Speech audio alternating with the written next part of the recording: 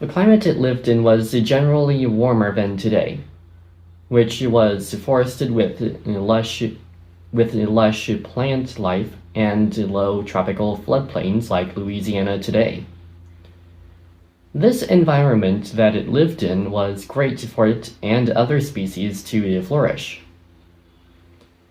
This brings me to an important question. Did T-Rex have feathers or scales? The reason for this question is because a dinosaur related to Tyrannosaurus had proto-feathers. The dinosaur is called Delong paradoxus, and the fossil specimen was found in China. Delong had fuzz much like what young hatchling chicks have, which may have been used as insulation and display. Could it be possible that it was on the Rex? We have no physical evidence for that. But we also have a fossilized scaled T-Rex skin. T-Rex did not have feathers or fuzz. Some of you will say that no, it is possible for the T-Rex to have proto-feathers because Delong is related to it. But here's the thing. The T-Rex is a huge beast living in a hot environment, and since it has a big body, it would produce a lot of heat. Even if it was just on its back and neck, it would trap its heat. Scales is much better, and it can still have decorative capabilities. But what about young Tyrannosaurs? We theorize that when it hatched, it was covered in fuzz to keep warm, just like baby elephants, because it was small. And as it grew up, it lost the fuzz. But here's the thing. If we consider the fact that they lived in groups and that the environment was hotter than today, do they really need fuzz? And here's another possibility. Dead leaves, branches, and undergrowth would be perfect for burrowing into to stay warm if necessary. Even sleeping in a group would be effective. We all know the iconic line from Jurassic Park where Dr. Alan Grant says to Dr. Malcolm, "Stay completely still.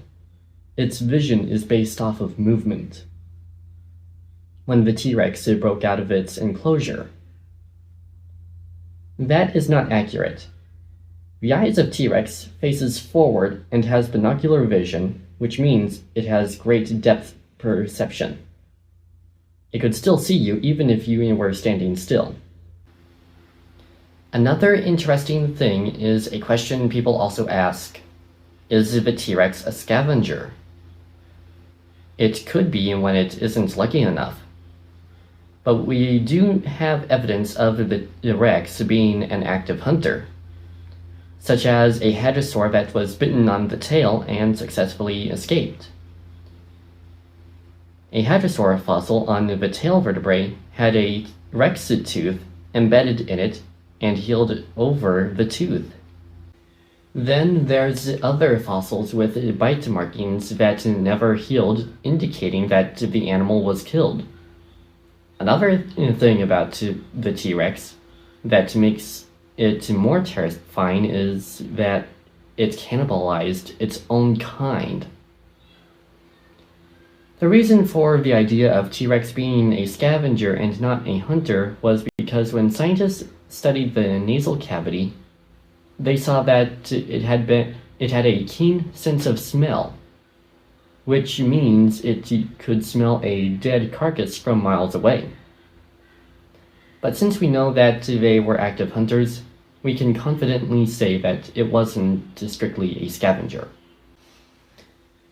Well, that is it for today on exploring the Tyrannosaurus Rex. Thank you for watching this video. But before we sign off, I have some books that I would highly recommend reading. The first one I would recommend reading is Dinosaurs, the most complete, up-to-date encyclopedia for dinosaur lovers for all ages, by Holtz and Ray. Then we have Dinosaur, Facts and Figures, on the Theropods, by Melina Perez and Lara Mendy. Then we have Dinosaur Behavior by Michael J. Benton. Then we have The Dinosaurs by Darren Naish and Paul Barrett. And last, another book, Dinosaurs, The Grand Tour by Kieran Pym and Jack Horner. And that's it for this episode on the Tyrannosaurus Rex. If you liked this video, like, comment, and subscribe to follow my channel. Have a great day, everybody, and remember, in science, we are able to discover God. See you in the next video.